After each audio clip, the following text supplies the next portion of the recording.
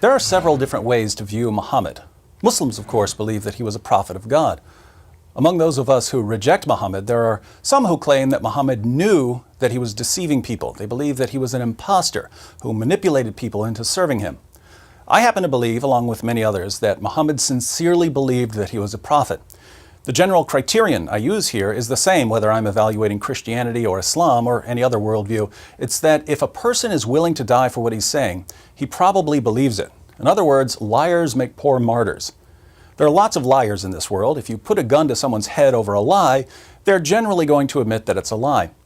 People who are willing to die for their claims are usually people who wholeheartedly believe in what they're dying for. Based on the number of battles Muhammad was in and the various dangers he faced, I believe that he really thought he was a prophet. So I don't believe that Muhammad was intentionally using Islam for his own interests. However, there are a number of passages in the Quran and the Hadith which prove, beyond any reasonable doubt, that Muhammad's revelations were influenced by his desires. Let me give you 4 examples. First, Surah 4 verse 3 of the Quran says that Muslims can marry up to 4 women. But we know from references in Bukhari and other sources that Muhammad had at least 9 wives at one time. So why did Muhammad get more than 4 wives when the Quran says that Muslim men can only marry 4 women? Well, Muhammad received a special revelation, Surah 33 verse 50, which says that he, and he alone, could have as many wives as he wanted. Now, I don't know about you, but when the guy who's receiving the revelation starts getting special moral privileges, namely more sex partners than anyone else, I start getting awfully suspicious. Second, Muhammad had an adopted son named Zayd, who was called Zayd bin Muhammad, Zayd son of Muhammad. One day, Muhammad went to visit him and was greeted by Zayd's wife, Zainab, who was very beautiful and who was wearing very little clothing at the time.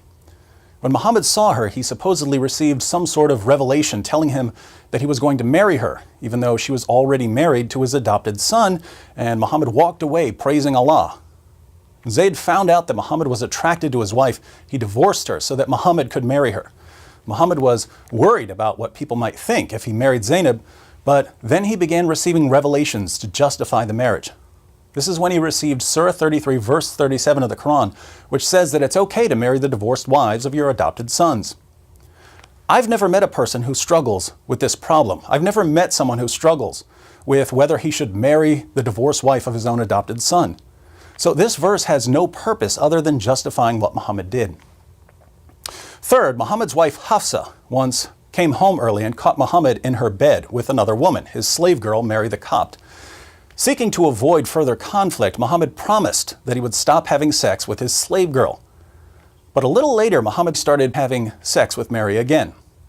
How did he justify his sexual relationship with Mary when he had taken an oath to stop having sex with her? Well, he received a revelation, Surah 66 verses 1 through 2 of the Quran, where Allah says, "O Prophet, why do you forbid yourself that which Allah has made lawful for you? You seek to please your wives, and Allah is forgiving, merciful. Allah indeed has sanctioned for you the expiation of your oaths, and Allah is your protector, and He is the knowing, the wise." Notice Muhammad swears, "I'll never have sex with my slave girl again." Then he starts having sex with her because Allah told him to break his oath. Very interesting. Fourth, one of Muhammad's wives was a woman named Sauda. As Sauda aged, she became unattractive and extremely overweight, and Muhammad decided to divorce her. Terrified of being abandoned in her old age, Sauda hatched a plan.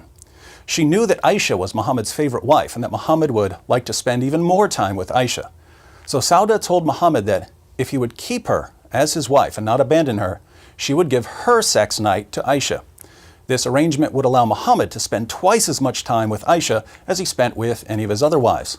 Muhammad was happy with the arrangement, and so was Allah. Allah praises Sauda in Surah 4 verse 128 for coming up with this solution after fearing cruelty and desertion from Muhammad. So Islam's message to women is this: if your husband's going to abandon you in your old age, just give up some of your rights and let him spend more time with his favorite wife. This will keep him from divorcing you and abandoning you. Over and over again, Muhammad's revelations are just too convenient. The Quran is supposed to exist eternally in heaven, and yet parts of it have more to do with satisfying Muhammad's desires than with guiding humanity. Even Muhammad's wife Aisha noticed this.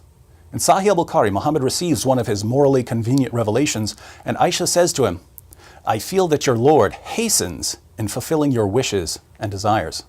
So I personally believe that Muhammad was sincerely convinced that he was a prophet, but the evidence is clear that his desires influenced the revelations he was receiving.